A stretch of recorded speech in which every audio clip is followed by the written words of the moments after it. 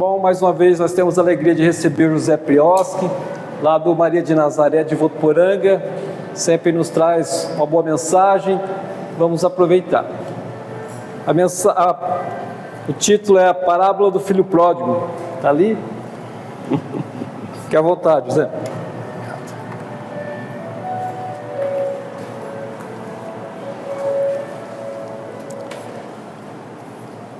Boa noite, queridos irmãos, queridas irmãs de Ideal Espírita. É sempre uma alegria a gente retornar às casas espíritas, da qual a gente tem aquele carinho, e aqui é uma das casas que a gente sempre tem alegria de retornar, que a gente tem amigos queridos, Então, hoje a voz falava para o Toninho que quase que eu falo, olha, que a gripe vem, pega a gente. Esses dias a voz não estava querendo sair, mas a gente sempre tem, aquele socorro que espirra na garganta para ela poder dar um momentinho de alívio, Então nós estamos aqui para cumprir a nossa missão. E falei, minha esposa, ela gosta muito de estudar as parábolas, e a gente veio fazendo isso. Ela tem os livros lá, Jesus e as parábolas de Jesus, E ontem ela foi fazer, já fez, ontem ela foi fazer lá em Cardoso. Eu falei, então já vim aproveitando, eu também já tinha montado praticamente a mesma. Eu falei, então eu vou aproveitar, porque é difícil a oportunidade que a gente tem de estudar as parábolas de Jesus, E às vezes a gente ouve, mas não se aprofunda no estudo do conhecimento, no significado dela, A gente sabe que lá na Bíblia consta, em todos de Lucas, de Mateus, todas elas consta lá, mas o estudo aprofundado é só na doutrina espírita que vem esmiuçando essas parábolas, E hoje nós trouxemos então, essa é a parábola do filho pródigo, que é uma lição de arrependimento, onde diz: conta a história de um pai que possuía 2 filhos. E em certa altura da vida, o filho mais novo do homem pede ao pai a sua parte da herança e parte para terras distantes, gastando tudo o que tem em pecados e perdições, sem pensar no dia de amanhã. Quando a sua herança acaba, o filho mais novo se vê sem nada e começa a passar necessidades, viver como um mendigo. A parábola até menciona uma parte em que a fome do homem era tamanha que ele tenciona compartilhar com os porcos a lavagem que eles comiam. Em desespero, o filho volta à casa do pai, arrependido. Seu pai o recebe com muita festa, feliz pelo filho estar de volta, fazendo um banquete para ele. Mas seu irmão mais velho rejeita-o, não considera justo que o pai o receba com festas depois do que ele fez, uma vez que ele, o mais velho, sempre foi leal e fiel ao pai e nunca recebeu uma pá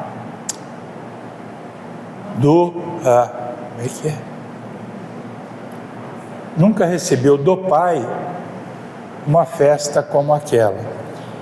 Quer dizer, aqui está resumida a parábola para a gente poder entender, porque sempre a gente está ouvindo a parábola, quando ela é bem mais extensa, e quando a gente fala da parábola, a gente sabe que dividir herança, não tem herança que se divide com o pai vivo, mas esse pai é compreensivo, ele entendeu porque ele sabia lá no futuro o que aconteceria, e ele deixou, então ele dividiu, deu a parte que cabia a esse filho e deixou que ele fosse, porque ele sabia o que aconteceria. Como todo Deus, como todo bom pai, né? Deixa que a gente vai. Lá na frente ele vai quebrar vai quebrar a cara, ele vai retornar. Então é isso que acontece. E dessa parábola, então, está lá, né, no livro Parábolas de Jesus, lá na página 175. Né? E aí nós vamos entendendo. Pródigo, o que significa pródigo, né? Aquele que esbanja, que gasta mais do que possui. O esbanjador, gastador ou perdulário. Por isso o filho mais novo é o filho pródigo do homem desta parábola. Vamos analisar então agora, fazendo a primeira reflexão desta parábola. Vamos lá. Deus nos permite cair no nosso próprio orgulho. Então, o pai da parábola concede ao filho mais novo a posse de sua herança, mesmo que ele não estivesse próximo da morte. O pai poderia proteger o filho mais novo, negando o dinheiro, pois sair gastando a herança era visível um ato irresponsável, mas ele concedeu, permitiu que ele fizesse aquilo com orgulho e imprudência, pois tinha os seus planos, sabia que aquilo seria necessário para que seu filho se redimisse dos seus atos. Se ele negasse o dinheiro, o filho ficaria revoltado e nunca se redimiria. Deus, então, o que ele faz conosco? Como bom pai que é, ele deixa que a gente vá. É o livre-arbítrio que nós temos, né? Quando a gente começa a se desviar do caminho, ele poderia mandar a legião de seus anjos, fazendo com que a gente volte para o nosso caminho. Não, mas ele deixa. Nós temos que passar pelo sofrimento, nós temos que passar pelas necessidades, pelas dificuldades, para que a gente aprenda que se a gente não tiver dificuldade, se a gente não tiver tropeços nesse caminho, qual é a motivação que a gente terá para a gente se melhorar, para a gente seguir em frente? Para a gente acreditar que o Pai é bom, que o Pai é justo, que o Pai é generoso. Então Deus, na sua sapiência, ele sabia que esse filho lá na frente iria quebrar a cara. Sabia que lá ele teria dificuldades e que ele voltaria para a sua origem, que é o que aconteceu. E que se ele não fizesse, se ele cerceasse, não deixasse, o que aconteceria com esse filho? Ele ficaria revoltado com Deus, ficaria revoltado, se ficasse ali, ele ficaria na ociosidade. Então Deus, por isso que Deus nos deixa com que a gente siga o nosso caminho. Se nós sabemos e nós conhecemos as leis divinas, nós conhecemos as leis de Deus, quer dizer, cabe a nós seguir o caminho. Se nós nos desviarmos, a responsabilidade é nossa, que depois nós teremos que voltar. É a lei da reencarnação, teremos que voltar e fazer o caminho novamente.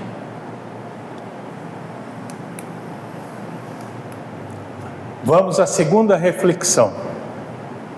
Deus tem paciência com os erros de seus filhos. Assim como o pai entendeu a imprudência do filho e teve paciência com os seus erros, também Deus tem infinita paciência conosco, seus filhos, pecadores. O pai da parábola não estava preocupado com o gasto da herança que ele havia juntado com tanto esforço. Ele precisava que seu filho passasse por essa lição para que crescesse como um homem. Ele teve a paciência de esperar que seu filho passasse por isso e se arrependesse dos seus atos. A paciência de Deus tem por objetivo dar-nos tempo para percebermos os nossos erros e nos arrependermos. Esse é o Deus bom, justo, generoso. Esse é o nosso Pai, que nos ama, que nos quer bem. Ele nos mostra, Ele nos dá a orientação. As leis divinas, quando nós vemos, ela já está gravada em nosso pensamento. Porém, nós, muitas das vezes, não acreditamos, negligenciamos, mas Ele nos deixa, Ele tem paciência, o objetivo dele é dar-nos tempo para que a gente perceba os nossos erros e aprendamos com os nossos erros. Terceira reflexão: Deus nos acolhe quando nos arrependemos verdadeiramente. Olha lá. Quando nós nos arrependemos verdadeiramente das nossas falhas, Deus nos acolhe de braços abertos. E foi exatamente isso que o pai da parábola fez. Acolheu seu filho arrependido. Ao invés de repreendê-lo pelo seu erro, faz-lhe uma festa com um banquete. Ao irmão mais velho, que estava bravo com a decisão do pai, ele diz: entretanto, era preciso que nos regozijássemos e nos alegrássemos, porque esse teu irmão estava morto e reviveu, estava perdido e foi achado. Está lá em Lucas 15:32. Então Deus sabia. Ele não perguntou para o filho: o que foi que você fez? Está vendo? Você pegou todo o dinheiro, você gastou. Ele não repreendeu, ele não criticou, ele não cobrou, ele não disse: a partir de agora você não terá direito a mais nada. Embora o filho dissesse, a outra nós vamos ver, dissesse que ele não teria direito e tal. Mas o pai não perguntou nada. Onde foi que você gastou? Como foi que você gastou? O pai o abraçou e disse: esse estava morto e reviveu. E foi uma festa, porque ele saiu sem rumo, tomou uma decisão, foi, sofreu, viu as necessidades que o caminho tortuoso faz com aquele que desvia das leis divinas. Viveu de forma muito difícil. Inclusive, como diz lá no judaísmo, diz: quem vai cuidar de porcos é a situação mais degradante que tem, e ele chegou a esse ponto lá. Veja o quanto ele desceu para depois se arrepender e voltar à casa do pai, Então ele chegou ao mais baixo degrau para refletir: lá na casa do meu pai eu tenho muito mais que isso. Aí ele pensa: que besteira que eu fiz saindo de lá. Então vamos à quarta reflexão. Muitas vezes agimos como o filho mais velho, dando importância ao que não é importante. Quando o filho chega em casa e o pai o recebe com festas, o irmão mais velho acha-se logo um injustiçado, pois ele sempre teve zelo pelos bens materiais do pai, nunca gastou a sua herança e o pai nunca havia lhe dado tamanha festa. Ele se achava superior por não ter desperdiçado os bens da herança. Não conseguia enxergar a conversão do irmão. Não via que o sofrimento que ele passou o fez ver os seus erros. Mas ele respondeu a seu pai: há tantos anos que te sirvo, sem jamais transgredir uma ordem tua, e nunca me deste um cabrito sequer para alegrar-me com os meus amigos. Vindo, porém, esse teu filho, que desperdiçou teus bens com meretrizes, tu mandaste matar para ele o novilho cevado. Lucas 29 e 30. 15, 29 e 30. Neste caso, para o pai, o dinheiro era menos importante. O importante era ter o seu filho de volta, convertido e arrependido. Esse irmão mais velho, o que ele estava aqui? Egoísta, que ele só estava pensando no quê? Nos bens materiais. Ele não estava preocupado na conversão do irmão. Era aquele que estuda,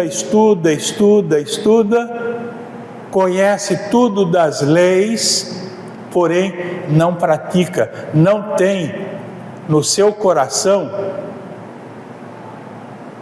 aquilo que é necessário. O seu irmão não conseguiu enxergar no outro o arrependimento dele. Não conseguiu enxergar o próximo, o bem que o pai estava fazendo para aquele seu filho, que era um seu irmão. E ele, como egoísta que era, pensando nos seus bens, nas suas coisas materiais. Isso é típico dos egoístas. Quer dizer, isso é meu, agora o outro gastou tudo, vem agora de volta aqui querer a parte, a minha parte. Então é aquele que conhece tudo das leis, porém é igual àquela parábola que fica para uma outra época, do bom samaritano, né? Que passou aquele que conhecia tudo as leis, viu o homem caído lá, passou de largo e foi embora. Sabia que aquele era um necessitado. Ele conhecia tudo, sabia que aquele precisava de auxílio, porém foi embora. Assim como o sacerdote, que também passou, sabia tudo e foi embora. Aquele que não era benquisto foi o que parou, cuidou e levou para a estrebaria para dar assistência. Então esse é igual ao primeiro e o segundo, né? Tem o conhecimento, mas só das coisas materiais, só para si, não divide com o outro. Então ele não via a conversão do seu irmão, ele não via o arrependimento.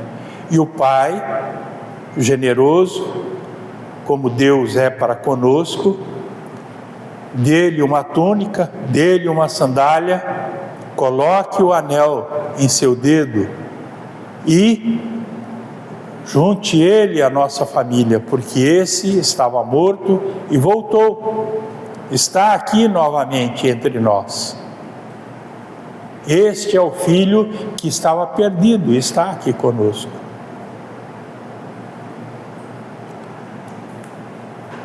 Quinta reflexão: Deus ama igualmente os seus filhos que o servem, como aqueles que agem contrários à sua vontade. É comum as pessoas acharem que somente quem reza todos os dias, vai ao culto, à missa aos domingos e segue os mandamentos de Deus, é amado por Ele. Isso não é verdade. E essa parábola mostra a grandeza do amor divino. O pai da parábola diz ao filho mais velho: então lhe respondeu o pai: meu filho, tu sempre estás comigo, o que é meu é teu. Está lá em Lucas 15:30. Isso mostra que o pai era profundamente grato ao filho mais velho, que o seu amor por ele era enorme, e o que ele fazia pelo filho mais novo não mudaria em nada o que ele sentia pelo mais velho. Se tudo que era dele pertencia ao filho mais velho, o mais novo deveria conquistar os bens que perdeu em sua vida como pródigo. Mas jamais o pai negaria o acolhimento e o amor ao mais novo. Assim que ele apareceu em casa e, levantando-se, foi para o seu pai. Vinha ele ainda longe quando seu pai o avistou e, compadecido dele, correndo, o abraçou e beijou. Em Lucas 15:20. Este é o pai amoroso, este é o pai que está sempre conosco, aguardando que nós nos convertamos, aguardando que nós possamos enxergar o nosso próximo como nosso verdadeiro irmão, que se somos todos filhos do mesmo pai, não podemos ter diferença um para com o outro. Temos que nos auxiliar em tudo o que for necessário. Nas coisas materiais, nas coisas morais, nas coisas espirituais. É por isso a importância da casa espírita ou do espiritismo, que sempre nos relembra da importância do estudo, do conhecimento, porque nós trazemos em nosso íntimo o conhecimento das leis morais, que precisa, às vezes, chacoalhar um pouco a nossa memória para que a gente possa reviver e seguir em frente, né? Seguir em frente, porque às vezes a gente se esquece. É igual o filho pródigo, a gente se esquece e começa a desviar do caminho reto. A gente começa a ir para outros lados. A gente citava, né? Às vezes no normal é tranquilo. Vamos citar um exemplo. Uma pessoa ganha aí um bom dinheiro na loteria. O carro ainda não dá, né, Toninho? O carro aí não dá para... Mas vamos dizer, a pessoa ganha um bom dinheiro no caminho, nessa caminhada. Será que ele vai continuar vindo todas as vezes na casa espírita? Aí vai falar assim: eu vou lá, todo mundo vai começar a me pedir. Começa a mudar o pensamento. Começa a mudar o pensamento.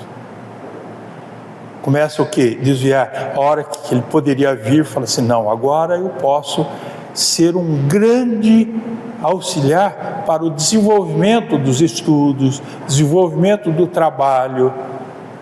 Às vezes aquilo que aconteceu com ele, tudo tem uma razão de ser. Tudo tem uma razão de ser. Se ele ganhou, de repente, é para que ele possa desenvolver um bom trabalho entre seus irmãos. Não, mas às vezes, como diz aquele, é o anjinho e o diabinho que tem. Não, mas vai para lá, porque você vai encontrar dificuldade. Essa é a vida. Então, por isso que a gente precisa, de vez em quando, cutucar nosso cérebro, nosso íntimo, nosso coração, entender que as leis evangélicas, elas estão em nosso coração e nós precisamos continuar firme no nosso caminhar, na nossa linha reta. E agora nós vamos ver, tem no livro Fonte Viva, tem uma mensagem de Emmanuel, que ele fala exatamente sobre essa questão da parábola. Lá no item 13, em que está intitulado Ergâmenos: levantar-me-ei e irei ter com meu pai. Está em Lucas, já foi citado, né? Lucas 15, 18. Quando o filho pródigo deliberou tornar aos braços paternos, resolveu intimamente levantar-se. Quer dizer, ele tomou a iniciativa, teve dificuldade, chegou ao fundo do poço a ponto de querer comer a comida dos porcos. Ele se levantou, resolveu intimamente levantar-se, sair da cova escura da ociosidade para o campo da ação regeneradora, erguer-se do chão frio da inércia para o calor do movimento reconstrutivo, elevar-se do vale da indecisão para a montanha do serviço edificante, fugir à treva e penetrar a luz, ausentar-se da posição negativa e absorver-se na reestruturação dos próprios ideais.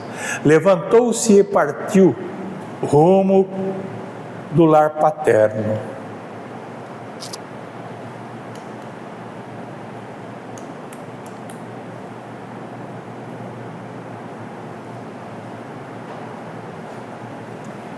Quantos de nós, porém, filhos pródigos da vida, depois de estragarmos as mais valiosas oportunidades, clamamos pela assistência do Senhor de acordo com os nossos desejos menos dignos, para que sejamos satisfeitos?